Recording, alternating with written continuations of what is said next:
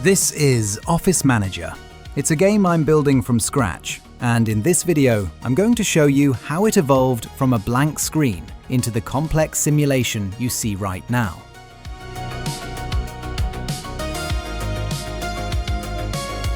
Welcome to DEVLOG number 1. So, what exactly is Office Manager? It is a tycoon management strategy game where you become the architect, the manager, and the landlord all at once. Your goal is to turn an empty plot of land into thriving office buildings. You have total freedom to design floor plans, furnish the offices, and crucially, manage complex infrastructure like electricity and internet networks. But it's not just about building. You need to sign contracts with companies and handle their demands. If the internet is slow, the noise levels get too high, or the coffee machine breaks, your tenants will leave and you will go bankrupt. It's a simulation about creating the perfect workplace and dealing with the chaos when things go wrong. Now let's rewind a bit. Back in August 2024, I was rewatching the US version of The Office for the second time. Oh my God! Okay, it's happening. Everybody stay calm. What's the procedure, everyone? What's the procedure? Stay calm! I saw a map of their floor plan on Reddit and thought, I want to build this. I want to manage this. I knew I wanted a top-down 2D aesthetic, and since I'm a Java developer with a love for doing things the hard way, I decided not to use Unity or Godot. Instead, I grabbed the libGDX framework. I wanted absolute control over every single pixel. Today, the game runs on over 60,000 lines of code, and I've poured an estimated 2,000 hours into it. But it started with the absolute classic: an empty, black window. I started building the world using tiled maps, writing the rendering logic for the grid and tiles from scratch. X and Y coordinates, mouse debugging, and the first UI buttons. It was basic, but it was a start. Once the grid was alive, I implemented the building logic, placing textures, connecting wall segments, and handling basic collisions. I created a foundation system that differentiates between the exterior world and the interior office space. Then came the content: chairs, tables, doors, and windows, along with a 4-direction rotation system. But blueprints aren't enough. You need someone to build them. I added the first NPCs, builders. You plan the layout, and they spawn to do the heavy lifting. As you can see, they were a bit confused at first, but eventually I got them working properly. At this point, I hit a wall. Until then, every single game object was its own separate Java class. I had a file for the chair, a file for the table.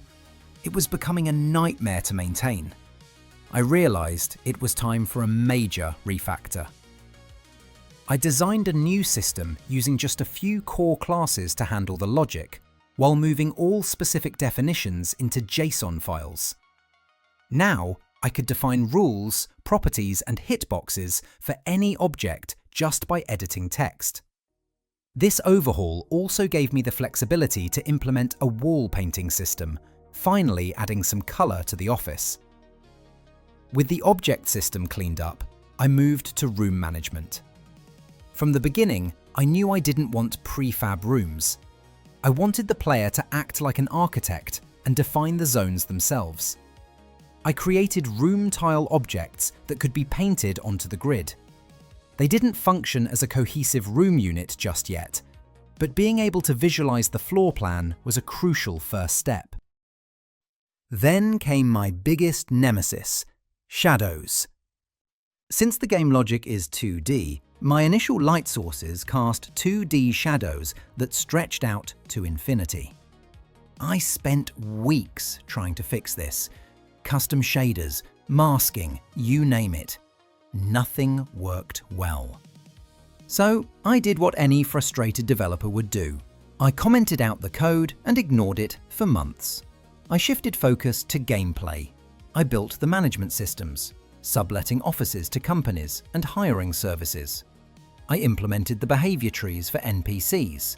They go to work, use the toilet, attend meetings, or go home. I even added a reputation system, animated objects, and company growth mechanics. I also built a calendar system. Companies will request meetings, and you have to drag and drop them into available time slots and assigned rooms. It adds a layer of time management pressure. But a building needs to function. This is where the utilities come in. I added electricity, water pipes, and a detailed internet network simulation. You have to route fiber cables into switches, and then run individual Ethernet cables to computers or set up Wi-Fi routers. To make the simulation deeper, I added noise heat maps, 3D audio, and dirt. NPCs now leave a mess, so I had to implement janitors to clean it up. I also overhauled the UI, added search bars, and standardized all assets to 64 by 64 pixels. Finally, I returned to the shadows. After finding a new approach, I managed to create a compromise that doesn't look infinite and actually adds atmosphere to the game. I also upgraded the color picker for better wall painting. In the last few sprints, I took a detour to build the game's official website. This was actually a turning point for the visuals. Designing the site helped me establish the game's branding and color palette. I liked it so much that I decided to mirror that style inside the game itself. I completely overhauled the UI to match this modern web aesthetic. It's cleaner. With the new interface in place, I implemented a research system where your analysts unlock new tech, and I deepened the entire employee management simulation.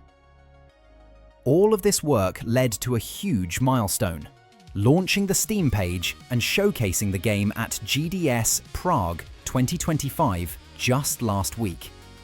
It was an incredible experience to see people actually play what I've been building. There is still a lot to do, but the foundation is solid. If you want to follow the development, please wishlist Office Manager on Steam. Link is in the description, and subscribe to this channel. Thanks for watching, and see you in the next devlog.